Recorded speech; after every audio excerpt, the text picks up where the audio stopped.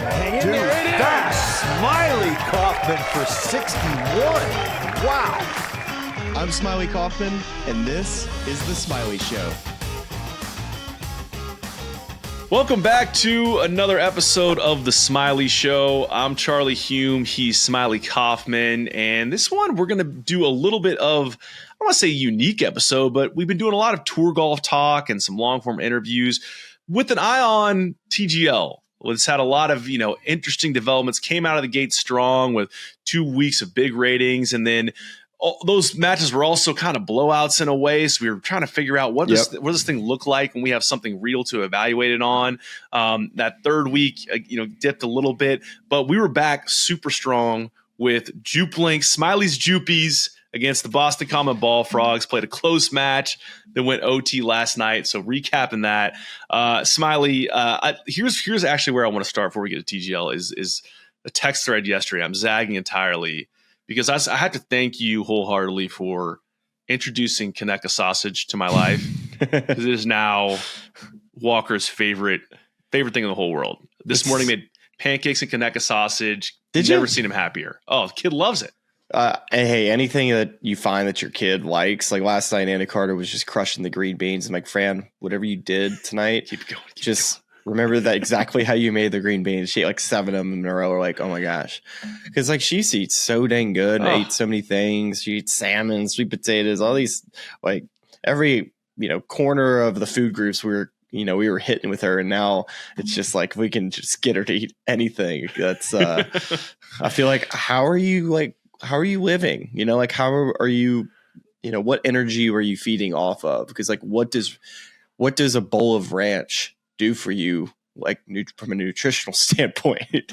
Yes, I wonder this all the time. Like there have been stretches where Walker seems to run entirely on smoothies, but toddlers it's a game of regressions, right? Right. It's like you're going great until you're not going great. And so that's kind of life right now. But we found something with the Conecuh. I pulled it out unexpectedly. He was pointing at the plate and said, try. And then here we are, just hammering Conecuh and pancakes. About as good as it gets. I love it. It's, gosh, dog and shoal. We're just to transition just here ever so slightly. It's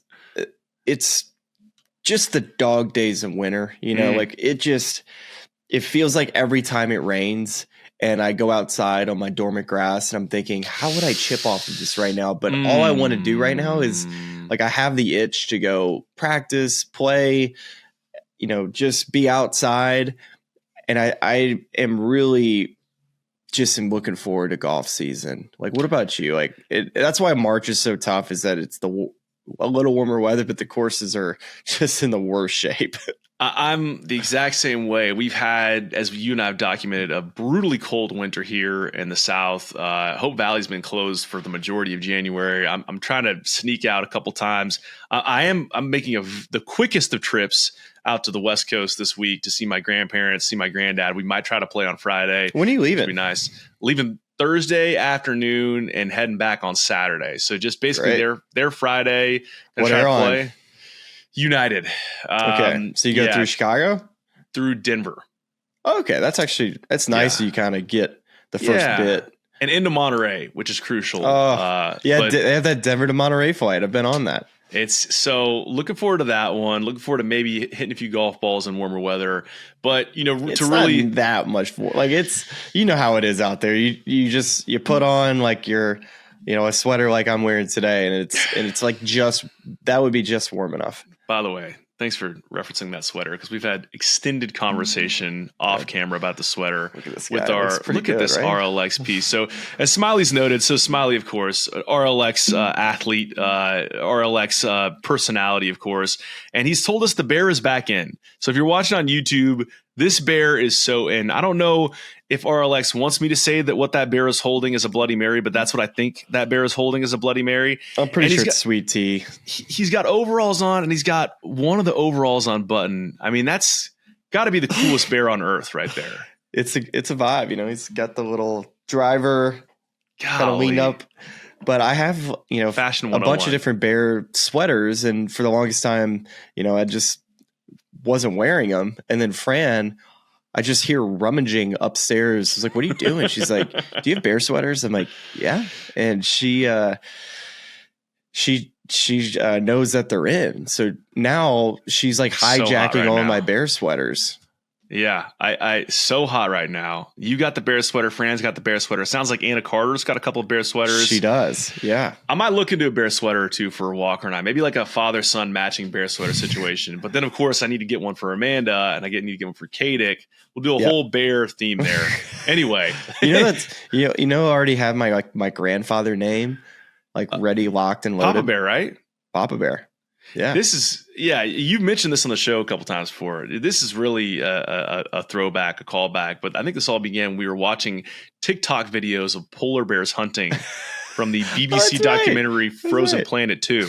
So that's, if you were around for that episode, congrats. You're one of the OGs. If you're lucky enough to get a video from me of my Papa Bear bits, the meme, the memoji thing, that's like a function on your phone that you can become an animal and talk.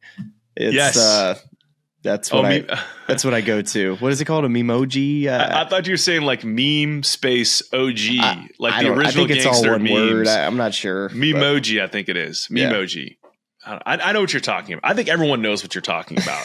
I hope. To attempt to segue this back to golf, which is what we're nominally here to discuss. Can I leave you with this as we get into golf? Yes. So this was a quote from from Rory McIlroy last night talking about TGL. And actually more so talking about Tiger. Now, there's a little bit of sunshine pumping here. Obviously, he's got a lot of stake in this, him and Tiger both. So, you're going to understand. You're not going to hear any, man, things aren't quite where they are right now. But last night was a really big win for TGL, having Tiger Huge. And Roy on the same place. And then we get to, finally, a really, really interesting match. And so he said, I've shared the course with him many times talking about Tiger. And I've been in a couple final groups with him, and he has just as much intensity out there tonight as he does when he's trying to win a major championship or trying to finish off a golf tournament.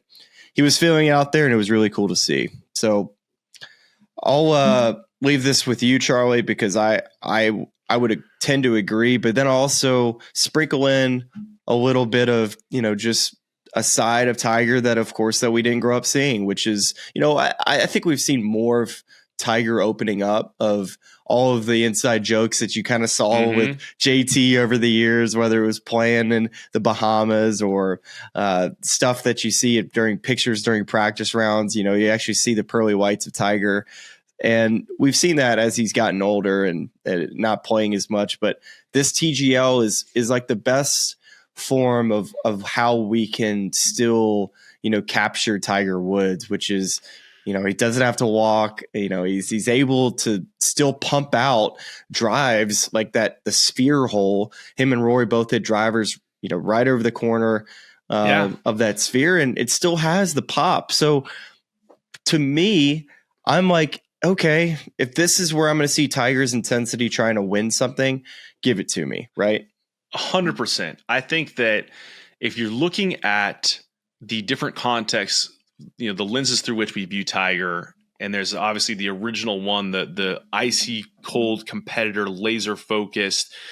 The most often we've seen him get away from that in recent years has been playing the PNC with Charlie, and still competing, of course, and they still want to win badly. But you're seeing the huge smile, just the pride of being a father, and just giving him hugs, and just this while competing, this sort of different context of Tiger that we've ever seen before. I think that's why we delight so much in watching those two play that tournament together. And for us now, that resonates with us as fathers. It's the most special thing in the world. So I love that we've gotten to see that side of him. And also, even when you take that to TGL, it's cool to see Charlie there for all of his matches in the stands, Tiger's mom there in the stands. It's a really cool thing where, after the blowout, their first loss, Tiger waving to his mom, "Hey mom, I'm not going to suck tonight." And just fun things like that. You just don't see Tiger in that context. And then taking that a step further, just even when they're losing, And it's not fun for anybody to lose. I mean, we saw that like night one when I was watching my Bay Boys, beat up on New York. there was a first 4 or 5 holes having fun, and then none of those guys on the New York side particularly were enjoying themselves because no one likes to get beat on national TV. But even in that context, Tiger watching Kevin Kisner blade a bunker shot off a flag stick and just laughing as hard as we've ever seen him laugh with Max Hulme at that. It was incredible. It's so good. So I think those things are cool. But to your point on the competitive edge and the competitive approach, 100% it feels like it's still there. And I think it's, you can make, for people who are looking at the quality of his game and having trouble getting out of the bunker. So did Tom Kim. We've heard Ricky Fowler come on the show. Numerous people talk about it's tough to figure out those bunkers with the artificial turf underneath it and the bunker sand on top of it. Tough to figure out how to play those correctly. Mm-hmm. The putting, the pace, where his pace control on some of these putts has not been great. It's tough for anyone to read those greens. I saw tweets, I forget who it was from, but I'm convinced that these might be the most difficult greens to putt in the world. You're trying to figure out the pace and the changing slope. That's right. So it's all these things where you're maybe you'd like for him to be, more sharp as a competitor. Everyone's having trouble with that. And in terms of the focus, I mean, it's hilarious. I feel like it happens numerous times every one of these matches where they're trying to talk to Tiger in his ear. Hey, Tiger, Matt Berry last night, Tiger, what do you see on this putt? And he's it's like he's completely blocked him out, and he's in the read with Kiz and Tom Kim and trying to, okay, I feel like this is the low point, and I think it does this at the hole. He is so laser focused on trying to win this thing. And I love that there's this arena, to your point, that we can see Tiger in that strips away all the things that are going to make it hard for him to do that in regular tournament golf. Well, I was just sitting here thinking about where in Tiger is at in his career. And we know that he's not able to put the reps in. He can't play as many tournaments. So it's going to be very difficult for him to have whatever chapter you want to call this in his career. It feels like we've had so many with Tiger over the years. But I feel like moving forward, and I think for the most part, if we saw him pick off a PGA Tour event, great. I don't see that really quite as much. Maybe it's just because he just won't get the reps in. But I still feel like, just like how Freddie Couples, every year when he would show up to the Masters, didn't matter how old he was, he'd find a way to find his way into contention. And he did that for a 5-year period. Does that feel about right, Charlie? Mm-hmm, when he was he was playing on I would say the Champions Tour a little bit at that time, but old enough to still have enough pop in his bat. But it's a golf course that it doesn't change pretty much. You could play it year after year with all the course knowledge that he has. And to me, that feels like the only place that Tiger can still have that one more magical moment. I know that you can look at all of his data from all of the last however many years where, if he makes the cut, he's at the back half of the deal. And if we're lucky to see him play 4 days, it seems like to me now that the pop in the bat's still there and he's not really laboring around quite as much. Now I know he's walking on flat terrain, but it seems like whatever surgery he had this past off season, I still have I know the hope meter's really low on the bar, but out of 100, if we were at 1, maybe we're closer to 10 now, because I've seen enough. Now I will say that the rust is definitely there. You can see it in TGL at times with shots, but I'm not ruling out the fact that Tiger can make the cut at the Masters and be a somewhat part of a storyline. I think that's still possible at this stage of his career, based on what we've kind of seen, whether it be at TGL or at the PNC. That's just kind of what I've seen. Yeah, I don't think that's far off. I think, the Freddie Couples example is a good one, because I feel like where we end up with him is he's either a first round leader type of situation, or he has a great round on Friday, just in and around it. And I could absolutely see that sort of thing for Tiger as well. I mean, I think it was might have just been this last year where there was that really windy day. That's exactly right. He played good last year, the first 2 days, and then he just ran out of steam because of his body, man. Well, and that's what's required, I think, at that venue. Is so much of it is knowledge of how to play Augusta National the right way. And so when you get the conditions kicking up like that and guys are making careless mistakes, those are things that Tiger's mistakes aren't going to be careless mistakes. They're going to be his body betraying him in a way. Just he used to be able to swing a golf club in this sort of way, and it's just hard for him to do that anymore with the physical limitations he has. But I do think that, especially because I do think he's going to play on the Champions Tour and embrace it. I think he's excited about being with his contemporaries again, playing on a tour where it's completely acceptable to use a golf cart. And I don't know if he's going to play a full schedule on the Champs Tour, but I think having a place where he can not feel rusty, right? Mm-hmm. Playing in enough events where he's coming into majors with some sort of competitive reps, where, Bernhard Longer's played great in recent memory at Augusta. There are a lot of guys that just come in and kind of turn back the clock a little bit, and they're fun to see. So I think that's. You just don't see him playing, like, if he goes out and plays a Torrey for his event, that just seems like it's not going to go well. Riviera seems like you have a chance because the rough is not an issue there, but there's some, that Kikuyu rough, which, by the way, do you mind spelling Kikuyu rough for me while we're live on air? Kikuyu. You're a West Coast guy. Forget that. I'm a West Coast guy. And I'm not going to fact check you. I'm just going to say ding, ding, ding. Well done. I'm a journalist and a West Coast guy, which that's like the combo you need if you want to spell Kikuyu correctly. It doesn't sound how it's spelled. I totally agree. And to kind of turn a little bit back to TGL and last night in particular, at the time we're recording this on a Tuesday, you're of course listening to this on a Wednesday. So we're referring to the Monday night match between Jupiter Lynx and Boston Common that went overtime for the first time.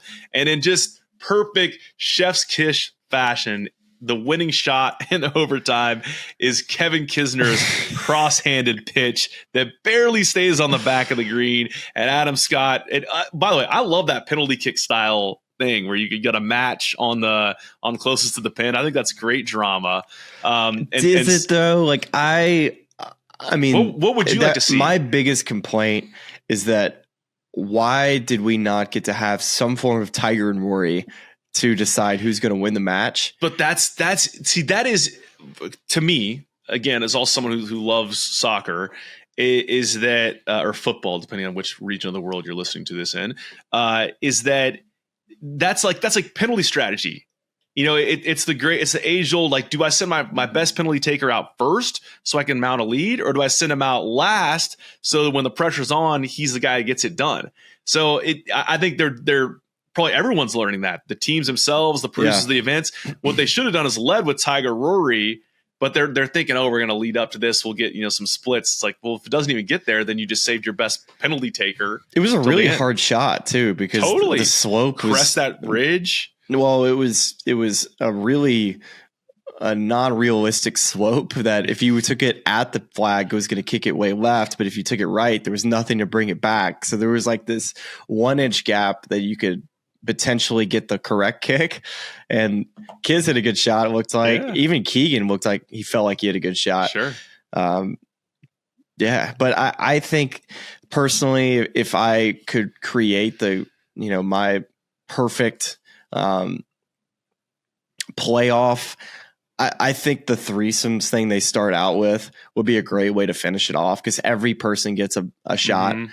And if it's, I don't know, a par 4 seems like it'd be too long to me. So maybe just do par 3. So you pick 2 out of your 3 players, and potentially a third, depending on what happens. But that seems like that would be a lot of fun, is to go play one of these island green holes that they have, par 3, and do that way.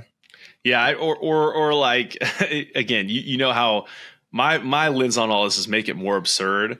Is like, just get those 567 hydraulic plates and turn that green to like a putt-putt course. Like you're going through a clown's mouth, and have a putting contest. Like, you got to putt it around this hole, and you got to go up to the top, and then whoever wins, it's total absurdity. But at that point, because again, if we're getting into the technical, live, I do like that there's something that everybody can really see that's in the stadium, like instead of the simulator. Yeah. So there is that aspect, and I'm sure that the Duke basketball crowd was just like, could somebody end this last night, which is great that we're cutting into basketball. Do you want a fun fact? How weird is this, right? As a North Carolina Tar Heel, all 4 of the TGL matches have either been led into or led into a Duke or a Carolina basketball game. Three of them have been Duke games. The other one's been Carolina. Shocker the ESPN's putting on Duke and North Carolina games from the ACC package. What else are they going to do? No, I just think it's just interesting to me that it always ends up being those games at those times. I guess so. Yeah. just a reminder how TV works. All right, I thought it was a cool stat, dude. I thought it was a cool Tobacco Road rivalry stat, Easy man. parts. Easy. I'm all hopped up on the natural grass they're putting back in Keenan Memorial Stadium for Carolina football. Here we go. We always transition with North Carolina football. Drake May cameo on the TGL telecast last night. Just love seeing the heels everywhere. I think that last night was a great step in the direction of when this is a close match and it's entertaining. It's a really, really good product, I think. And I'll be curious to see what the ratings are for this in terms of uniques and total viewership, because I think that in average viewership, because I think these numbers are going to be, if they don't reach, at least reach the high water mark of week 2 for Tigers debut, I think they might even surpass in terms of average throughout the entire thing. And that's why I'd say is like, let's not be so married to the sanctity of the competition in terms of this has to feel legit if it's a blowout. Like, let's create as many levers and betting options as we can to keep this thing close until the very, very end. So what we're producing is good television. Like, it's a made-for-television sport, so let's make it for television. So typically I would not suggest something like this, but I really would be compelled. And I still feel like one day eventually having live teams compete in this would be really cool. Amazing. I would be all into that. I would be really interested in some form of a YouTube team with like Wesley, his brother, Grant, and Garrett, like that being a team. I think people would flock to watching those 4 guys try to take down just like a typical PGA Tour team. And if they beat them, it's like, man, this is just validation that, hey, these guys are good in a format like this. And I think a little bit too much that if you go look at these teams and you try to figure out, it's like, all right, Jupiter Links is a great example. You have one of the best players of all time in Tiger Woods. And then you have personalities of Max Homa, who's an incredible golfer, Kevin Kisner, who's the part of his career where this is perfect for him, right? Like if this is what golf looks like for Kiz, which is playing some PGA Tour golf, playing some TGL and doing some broadcasting, that's like a perfect part of his career for him. And then Tom Kim, who's like an up and comer. We get to like see more of what we like to see from the President's Cup. Like it's a perfectly structured team when it comes to TGL. Now, I think you could go and argue when you look at 5 other teams that I think that like Boston Common's amazing. Like, but you could look at some other teams and we don't have to dig too far into this on like what players this would be, but you're going to have to like give us more than what you typically do at PGA Tour events. Or honestly, like, dude, put in Joel Damon, put in Harry Higgs, like put in guys that like Wesley Bryan that have personalities that aren't afraid to lean in, because it's not for me about like seeing like a ridiculous ball speed or really good shots. Like we see that every week. Like I want to see some like fun, man. Like I could not agree more. I mean, it is, and it's so hard, right? Because it's the balance, the scale you're trying to balance, right? Is if one team has all the good players, but they're all boring, they're going to boat race the team that has a bunch of interesting, fun guys, but don't have the talent. And then, so what are you going to end up with? Matches that aren't close. And that we arrive at our initial problem, which is people don't want to watch matches that aren't close. So it's like, how do you, I was really, really glad your Jupies won last night, because the league needed that. You needed an upset. You needed, to show that, hey, it didn't matter what it looked like on paper, that another team could win. So that was really cool to see. And I guess my last thought on this is we get into a fun interview with Claire Rogers, who's does so much in the game of golf from a media perspective. Really fun interview. Is Tiger and Rory, just how like playful they were with each other at times. And, Tiger's always, whether it's with Charlie or JT, always giving himself grief back and forth. And you could see it yesterday between him and Rory, a lot of laughs, a lot of smiles, even pushing each other at times when it came to, man, I didn't think you were going to make that, or man, I can't believe you threw that hammer. That's like just inside look of what every person wants, which is access to these guys in their element. What it would be like watching them play a practice round or a day out in Jupiter somewhere.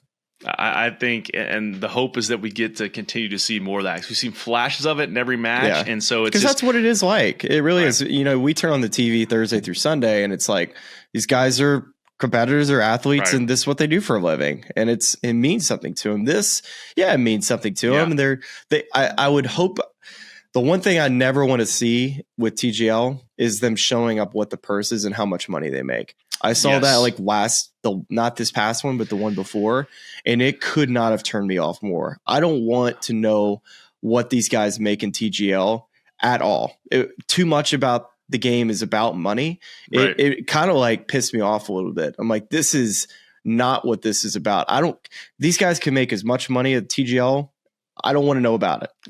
Do not care. And quite frankly, like in terms of thinking about the competition structure, I pay them almost nothing based on the actual competition. Like just pay them a base fee that is almost everything they're going to earn from this league. Yeah. I mean, I'm not saying make it public, they could be well paid, and that's fine. But just don't make it public. We don't need to know about it. I guess my point being that if you incentivize, taking the competition very seriously, you detract from entertainment factor. Yeah. And so it's like, we're about to talk to Claire and she's going to make a suggestion that says there should be a TGL PIP. And it sounds like it's kind of a tongue in cheek suggestion, but in reality, there's something there of like incentivize being entertaining. Don't incentivize taking it seriously and I hate to rip on Patrick Cantlay, balance, but right? Like, trying to I'm not going to use the hammer because that's not the correct competitive move. It's like we need the hammer to make this interesting.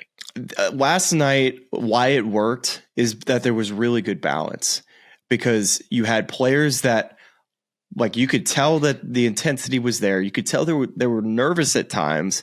And like when Tom Kim left that bunker shot in the bunker, everybody was like, you could just feel the embarrassment that Tom Kim is dealing with in this moment. It's like, gosh, I have Tiger, I have, kids, like they were relying on me, and I leave this bunker shot in the bunker.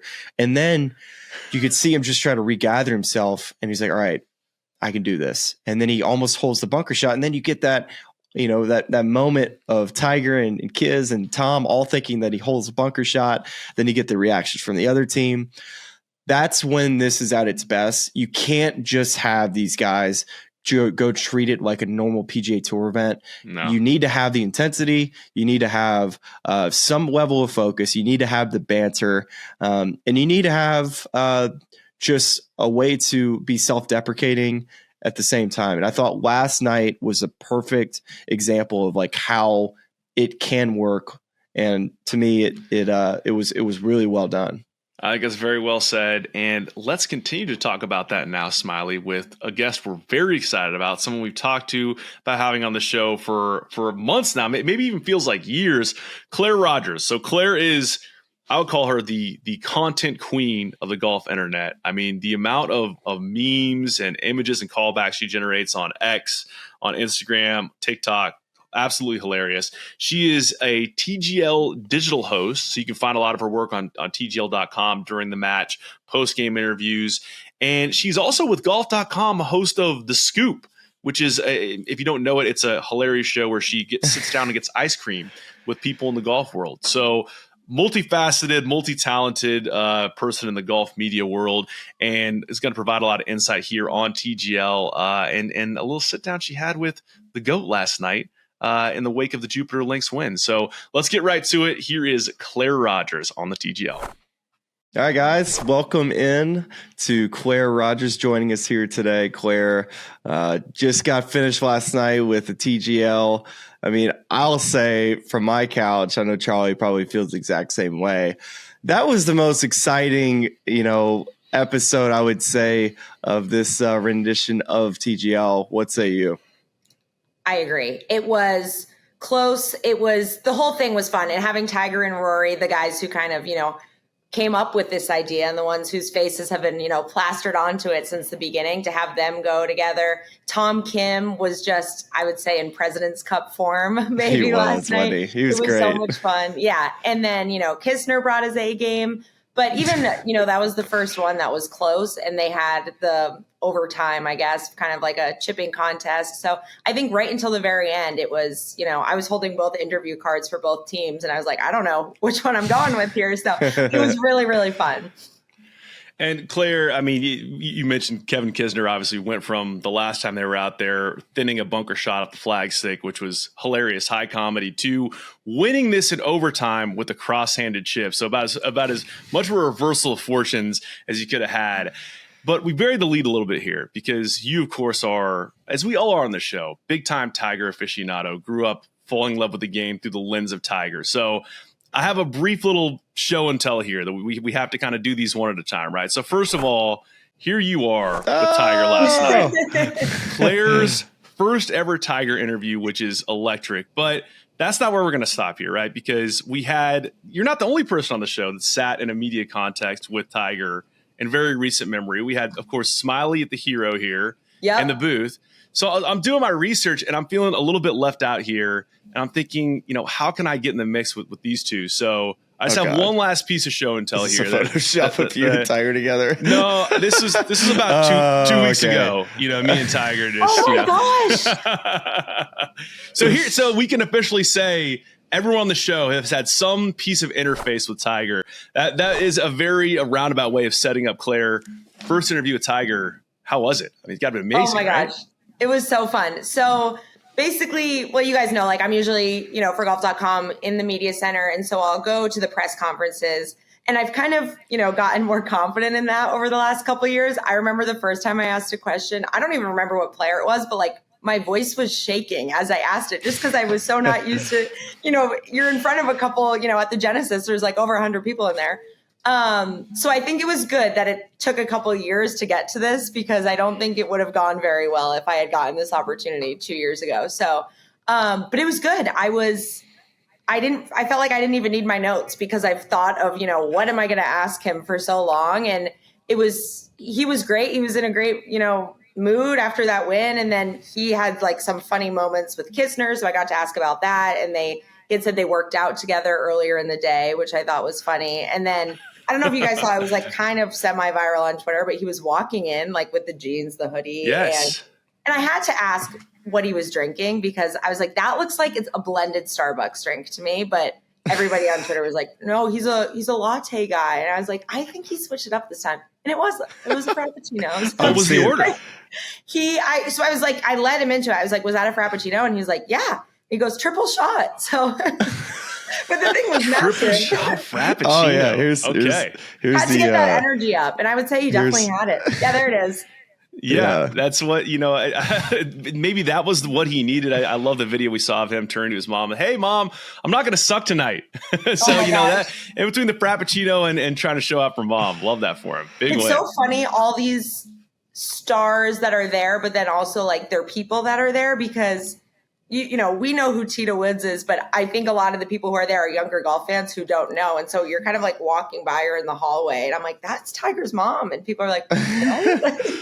That's clear. You make a good point about just, last night there were some legit celebrities at this TGL match. And if you'd have put in all of those people, at a PGA Tour event, PGA Tour would be freaking out. I mean, I saw the list and they left out people. That's how, that's how many guys were, celebrities were there. I mean, I know that a lot of these celebrities are invested in TGL, so there's a reason for them to be there. But still, I mean, when you turn on the TV and you see Niall Horan, you see Noah Khan, and other weeks you see Serena Williams, I just think there's some cool value to that.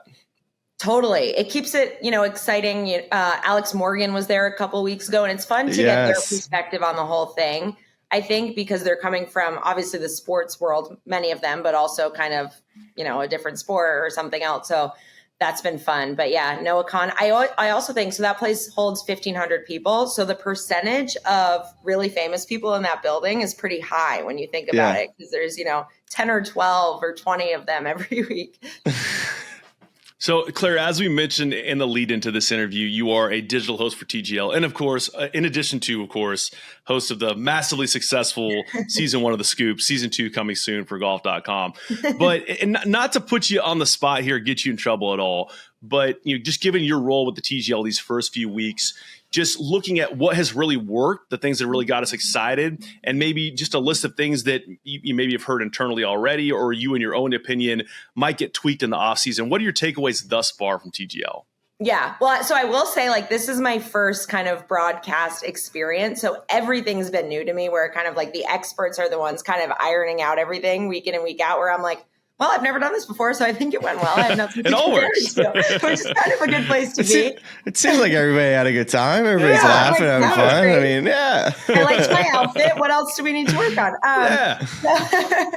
I would say, like, I mean, you can't really control this, but having those closer matches is definitely, big. And then just, I think, and this kind of even goes back to like the Justin Thomas letter. I think when it's not close, being able to lean on the personalities of the players to keep up the banter, because that's kind of why I like golf, right? To hear what these guys are saying. Like, I thought, like, when they were, Jupiter Links was losing a few weeks ago, to have Kiz kind of show up and have this big personality, that to me kept it really interesting. So I think it's more so like how do we get the players to stay super engaged during it? And, Marty Smith is, the face of it when we're there. And he's been just so good. And I've gotten to learn a lot from him. So that's been good. And then there's just been like other little things where week to week, like maybe they'll have me and be in a different booth at the beginning or something, just, to like foot traffic and everything. But really just little stuff that they've kind of been working on. Well, I got an idea for you, Claire, on the blowouts, especially when Tiger's playing. Just go sit next to Charlie. Just sit there and interview Charlie. I wouldn't mind just an alternate feed of just him, whether it's talking crap about Tiger or Kiz or just his hot takes. I mean, I still feel like we haven't had the moment where you get on Instagram, you see Charlie Woods join Instagram yet. So until then, we just kind of imagine what he's like and picture it, at PNC every year, where we just get a little glimpse inside of what type of person Charlie is. Totally. And I think nobody does the trash talk to Tiger better than he does. So that would be they very throw it fun. both ways. It seems like, yeah. I think we need like more. We need like an old man's like the Scotch game. The guys are like 50s and 60s of the club, where they have all these different categories, Polies and Sandies. That's what I think we need for scoring for TGL. It's where it's like, okay, even if you finish dead last, Kevin Kisner had the most bunker shots off the flag, like that'd be my great suggestion, is create a whole level of scoring that's completely abstract from the competition itself and lean into that absurdity. But like it's for TGL. Yes, exactly. Yes, that is what we need. $10 million for just being fun on TV. That would be great. Yes. TGL Pip is where it's at. No, I love that. So Claire, preseason, if you were creating an odds list of who was going to have the first shot clock violation of TGL, where would Tiger have fallen on that list? So how many players are there? 4 times 6. I would say the bottom. I went to LSU. That's 24. I would say he's the bottom 4. Yeah, I'd buy that. Smylie? He would have been in the top half for me, just knowing like how intentional he is and how focused he can be at times. I definitely had Tom Kim up towards the top. I have Cantley towards the top. Yeah. But what I've been watching too, Charlie, and is that guys have figured out how to kind of cheat the system a little bit. If they're hitting second, or if their player hits a shot onto the green, they get over there. Like they're already trying to get in position. They're getting their club. So really, I think the people that have to worry about it more is that when it's your honor, like when it's your play, I think that's when the team that feels more rushed. But if you can hit the further drive, and I think that kind of sets you up to just have a little bit more time to think about the shot. Yeah. I noticed that with Ricky a couple weeks ago. He was just, like in basketball, somebody hangs out at the other catch and get the layup. He was just posted up down there.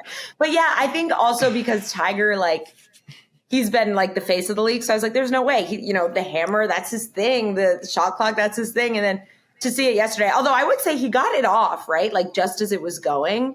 It was like I was kind of running Look at the around. monitor. It wasn't a buzzer beater by any like it was Okay. it wasn't even close. I didn't think.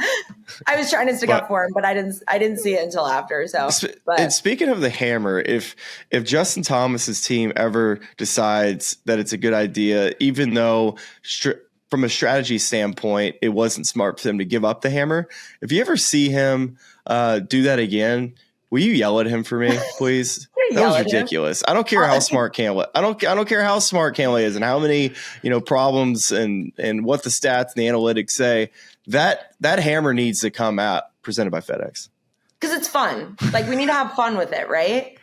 Yesterday I saw Tiger needed it and Rob had to sprint out and hand it to him. I was like, this is the drama that we need here. So yeah, it was so funny to hear Cantlay like whispering in his ear, like, statistically, it's better to have it. That's what I heard. Or the same thing. I was like, what the heck are we doing? Or lean into that. Like we need some presenting sponsor for Patrick Cantlay's TGL analytics of like percentage of whether or not it'd be smart to use the hammer in the situation. Yeah. Maybe also presented by FedEx. Yeah. But that's exactly that's kind of my thing on the gamification is if the hammer, if it doesn't make sense from a gameplay perspective to use the hammer, give us more gambling options. Like let's lean into, you should be able to press whenever you want to, just a whole suite of gambling items you can do to make this thing. There can still be a regular win and loss column, but there should be all these extra categories of just gambling silliness to emulate real golf that amateurs play.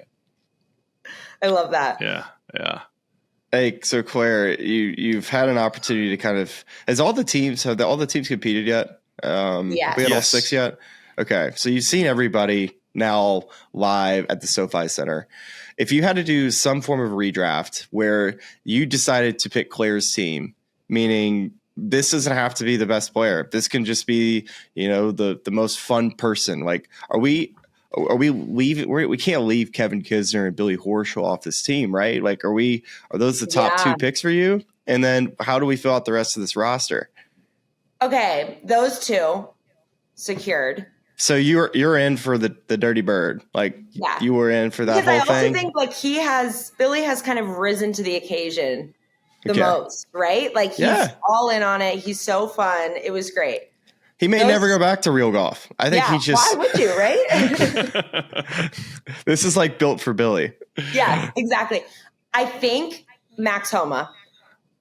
Okay. Based on fun, also like he's not as I guess animated as those 2, but like he was so funny during his last match. Like he kept it going.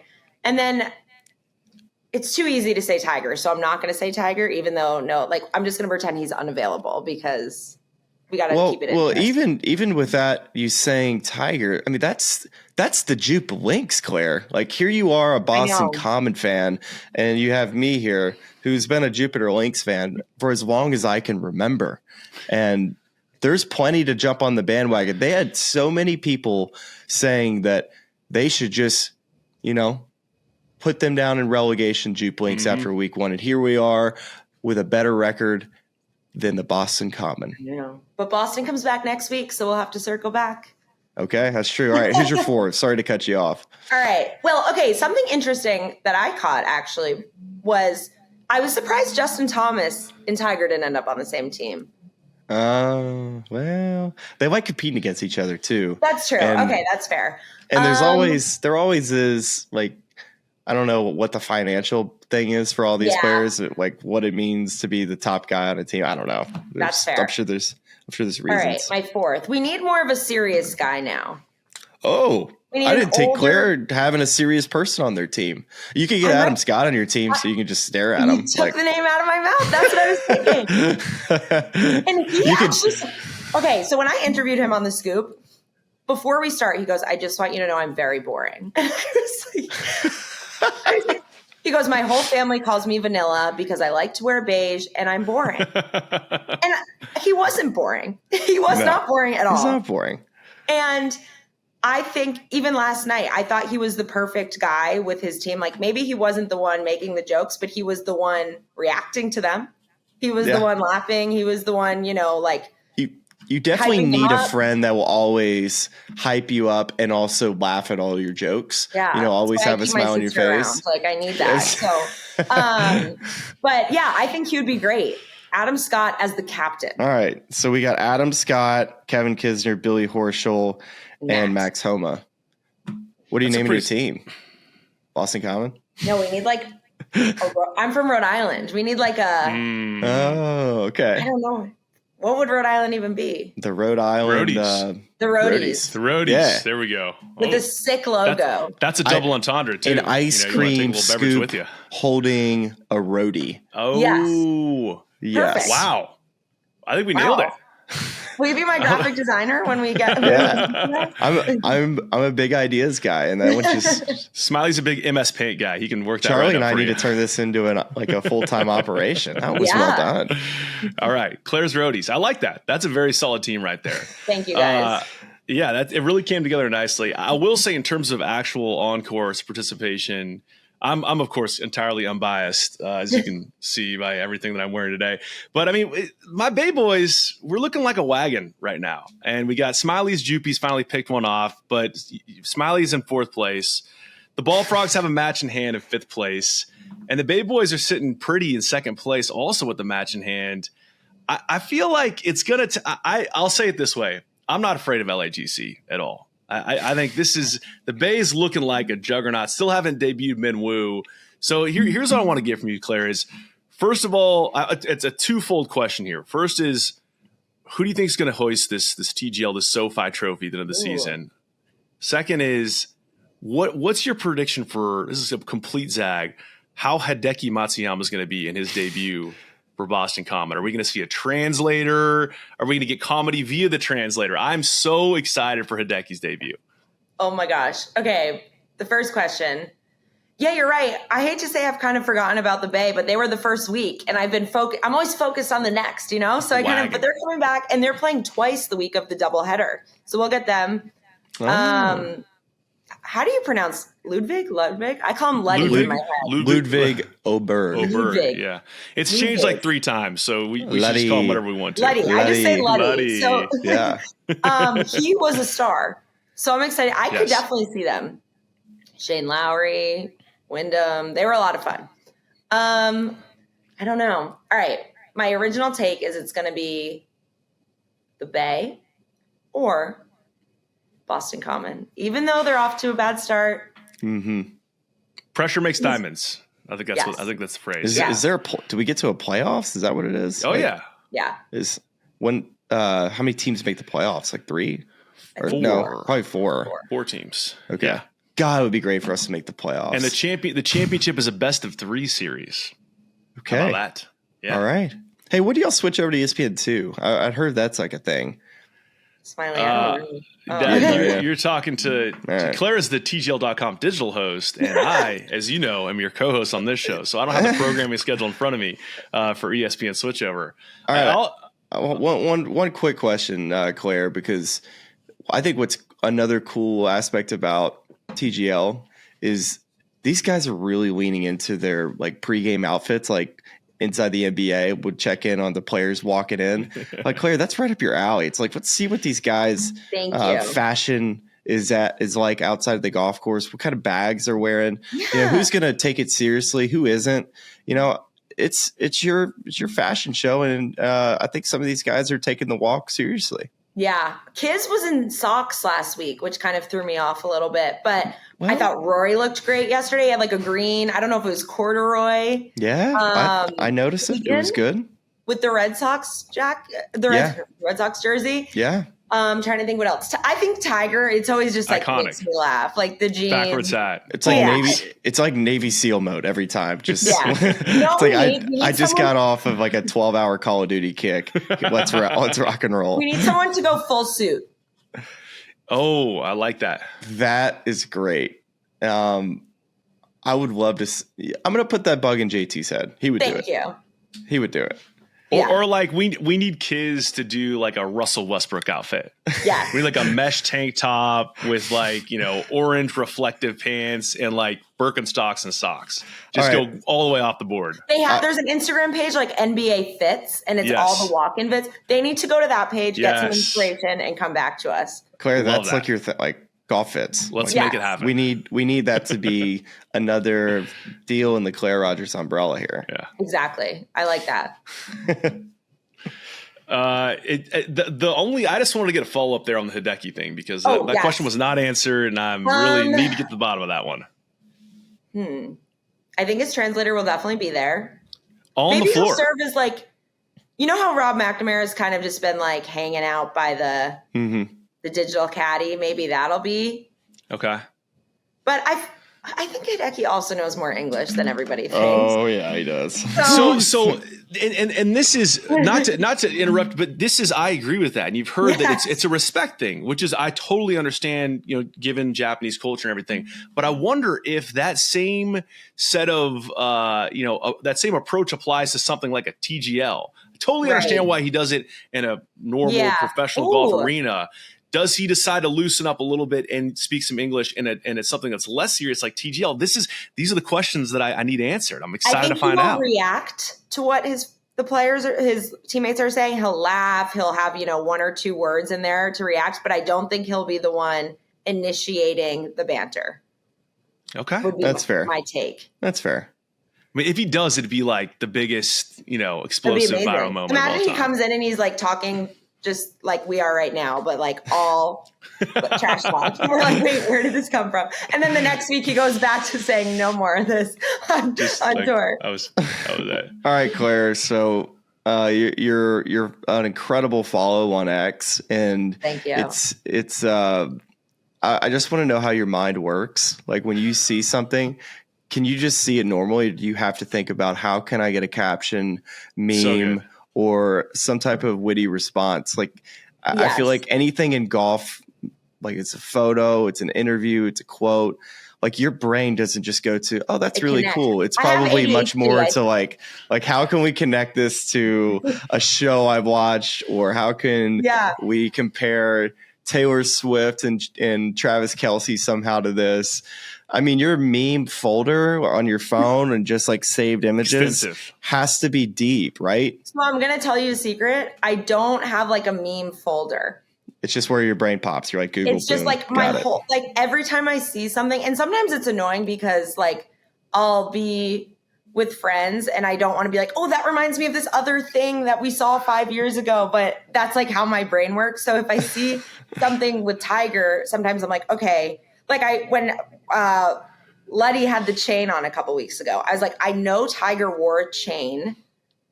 Yeah, he had a hat on. Yeah, it was this Halloween thing, right? Yeah, it took me like 30 seconds. Isn't that long? But it felt like a year. I was like, I know it's on the internet, but I don't know exactly what to Google because chain wasn't coming up. So then I was like, denim costume. It was there, so I kind of just used Google, but. Yeah, whenever I see something, like it just reminds me of something else that I've seen before, and then I kind of can put it together. So that's the extensive thing on your phone, not the meme folder, like the Google search bar, the things that Claire has searched over the years to try to find Tiger wearing chain 2009-ish, like. Or I'll be like in Getty Images searching like Tiger red carpet because I thought it was red carpet and then it wasn't. It was something else. Good. So I'm Googling currently Claire Rogers viral X. I'm curious to see like what your best like tweet is. Do you have one that comes up?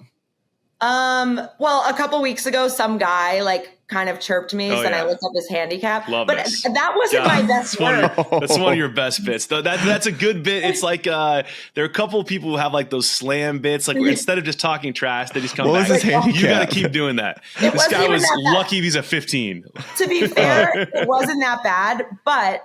Also, to be fair, I spend my time around professional golfers. So to me, it wasn't great. Yeah, that's good. So he basically said like, oh, like something about like lose weight or something. And I replied like, why don't you worry about yourself with a screenshot of his scores? Oh, gosh. But that wasn't like, I don't think that was my most creative There's a dead body. So I don't know what my best one would be. I think I went on a little bit of a heater during the PGA at Oak Hill. But Yes. Okay. that was like I'll my best say- run. That Claire, was I feel- Tiger 2000. I feel like, Claire, that your true coming out party had to be, was it at WM when Rory came up to you on the tee box and was like, hey, I really like your stuff? Like that's got to be like the welcome to the league moment. Like, Yeah, I I'm was here like- now. And I thought he was going to yell at me because I don't know. I went to Catholic school growing up. I always think I'm about to get yelled at. And so I'm like, it's during play too. So I'm like, oh, this can't be good. Am I in the way? Am I doing something? Because, well, Smylie, you've known, but like if you've never like grown up, The you crowded tee boxes, I get a yeah, lot I'm of like, people. oh no, It's my shadow's somewhere. you're like, what do I do I stand So I'm, like this, or backing where do I up, put my like, oh, no. hands? Yeah. Yeah. And his hand extends and goes, I'm Rory. I really like your work. It's funny. There I you go. froze. I was like, That's sweet. I like your golf. And that was it. That was good, though. That It's was a a good great response. It could have been a whole lot worse than that. That's the thing. Like I saw the Yeah. Bob Does Sports thing. I was like, I kept it quick and I Yeah. let him get back to his stuff. Poor Bobby. That was tough. I want the two of you now to, I'm going to pitch you against each other. I want you to debate as to which bump is more powerful, the scoop bump or the Smylie happy hour and or Smylie show bump. I mean, you two both have talismanic properties. Anyone who's around you ends up playing really good golf. We have the happy hour did go on a bit of a heater. We Did did it? win a major. Ooh. Bryson came on one. That it was like 2 or 3 weeks in a row. So we did go on a bit of a heater. Claire, what about you? Okay. Did you see? I'll text you this if you haven't seen it, but we did like season 2 So good. promo. Oh, was it like I saw Pepe- like the yarn The things. Pepe what I saw. Silvio yarn. Okay. Yeah. So good. And it was quite a few. But I still Okay. So Charlie, you might not know this. I tried Okay. to get Smylie on the scoop, but it didn't work out timing wise. It was Travelers Week's hard. Yeah, I Okay. can't remember Not what that had hard. going on. I was just like in Boston and I couldn't get someone to film it. So once I got to get Smylie on the scoop, and then like the worlds will explode because Yes. like both of these bumps, Has anybody just got on the scoop and just one bite? Everybody knows the rules and just like decided to eat the ice cream all at once. Oh, Would that You ruin know, the interview? so- Would that ruin the Yes. interview if I did the that? guest we have coming out tomorrow, my producer, she's like, Claire, you can't tell people who it is, so I won't say, even though just know who was my choice. You got all time. He ate the entire thing before we started and then was like, wait, you need to refill this. That's And then incredible. he ate it again. It was great. That's amazing. Do I know this person? Senior tour. Senior tour. Oh, wow. My guess is that it's Freddie. No, Freddie's That's- already been I on, worked right? with Freddie. That seems like something Freddie would do, to be fair. It does. But once Yeah. you see who it is, you're going to be like, oh, of course he would do that. So Yeah, okay. All right, now I got my head spinning on who that would be. This is kind of a spinoff on that, Claire.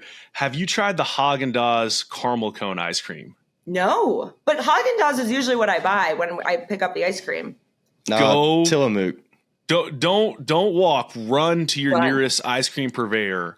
Okay. Haagen-Dazs caramel cone. I stumbled upon it at writing it was this in Palm Beach actually. I went to the Willie's Pizza in the back of that Shell station in Palm Beach. You know the Yeah. one that's like And on the way out, I was like, oh, you know what? I love a little after my pizza is a little ice cream. Of Caramel course. cone Haagen-Dazs. Unbelievable. Probably the best ice cream I've ever had in my life. I have it written down. I have Give an it a ice shot. cream spot. Look at all these are all the ice cream spots I've gone to, Wow. and I rate them. You should Yes, do I ice love cream that. reviews. I love that. I know. I should. Don't need a meme folder. We just need an ice cream list and a Google search bar. Anything Exactly. can happen. The girl with the dream. All right, Claire. Well, I know you got to get to a flight and back home and back to tweeting. Yes. Do we still say tweeting even though it's on X? I do. I was surprised you Yeah. even said X here. Yeah. I know. We don't want I Elon coming after you, so I I get it. know. You get it. That's true. Well, I'm sorry about your Boston Common Golf, that you're 0-1. Everybody just kind of figured it was a shoe-in, that it was going to be a blowout, but Jupe Links prevails, and Claire continued to crush at TGL, as well as with golf.com and the Scoop. And we hope to have you back on soon, Claire. Thanks, guys. This was great. Of course. See you, Claire. Ton of fun talking to Claire about TGL, amongst other things, ice cream, things of that nature. I'm now, Smylie, very intrigued to see who this guest is that she's dropping on the Scoop. I guess as we're speaking, it's out today because this person housed ice cream. And that's kind of, I'm not proud to say it, but let me ask you this question. Do you when you eat ice cream at home, do you put it in a bowl or do you eat it straight out of the carton? Bowl. Yeah, I'm kind of savage out of the carton. I'm a carton guy. Do you chew your ice cream? Chew? Mm-hmm. Well, how else would I? Do you just swallow it? Do you just put it in your mouth and just swallow it? Lick it. You can suck it.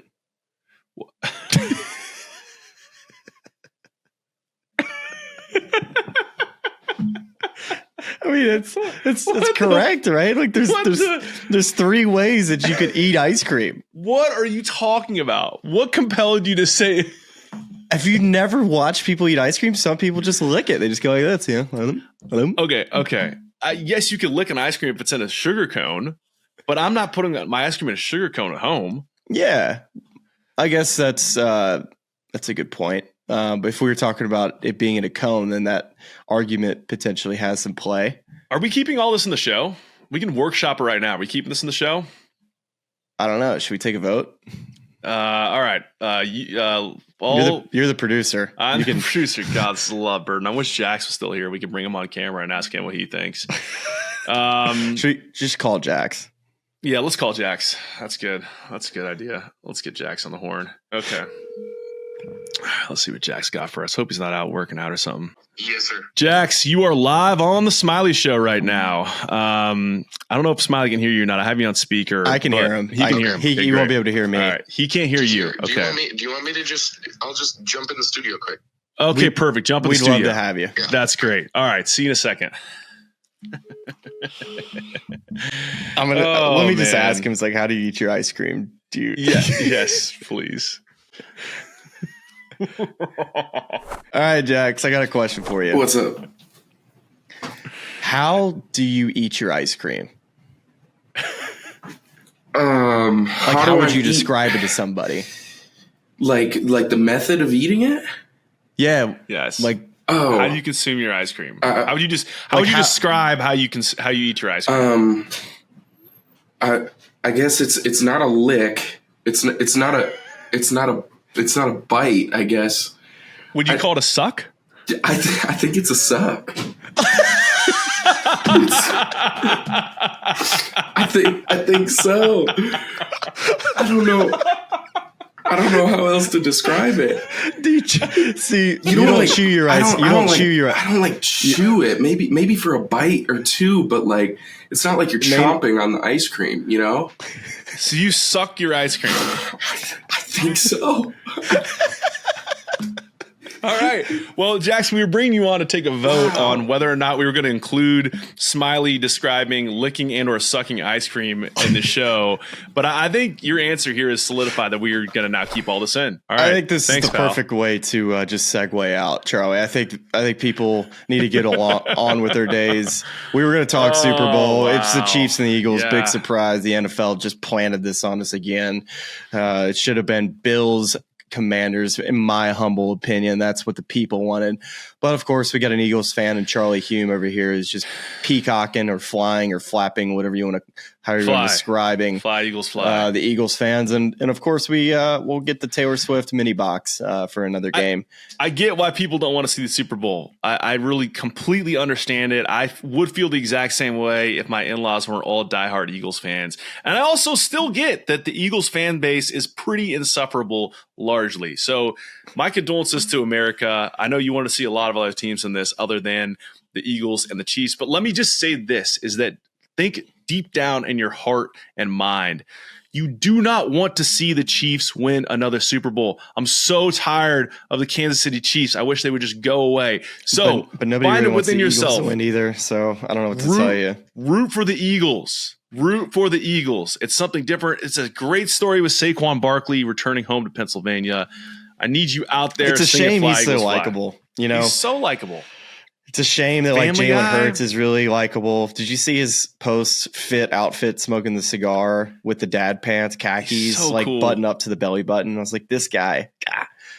I'm unfortunately kind of digging the vibe of the Eagles, and it's a shame. I don't like Sirianni though. I don't like he's like cocky to me. Sirianni is a little. He's kind of like the NFL cocky version of the head coach of Indiana. That is like, Google me. But also, I feel like you'd love to play for Sirianni. Like if he's your guy, He's good to be when things are well. I could see him being like spiraling out of control when things are not well. Yeah, kind of like Brian Kelly. Was that low blow? It's not even like that good of an example, but Brian Kelly's known to spiral out of control when things aren't going well. True or You're false? actually right, man. He's a tomato. Like he turns into a purple grape when like he's like so composed in everything that he does, and then like one interception and he turns into Coach O somehow. It's like, what just happened? This is either one of the best or the worst closing segments in Smylie Show history, and I guess we're just gonna let the audience find out and tell us. Thanks for hanging out for the TGL recap. Either we're so sorry or we hope you enjoyed it. And I guess we'll be back with an AT&T Pebble Beach Pro-Am recap next week. So we will talk to you then. See ya. You know, I listen to this podcast. It's really cool. And all of our lovely fans and subscribers, but make sure you like and subscribe. It's cool to see what you guys are doing. I know golf fans appreciate it, but we do too. So please keep it up. For all the good people of YouTube, like and subscribe. You guys have some good takes, so I'm happy to come on and shoot the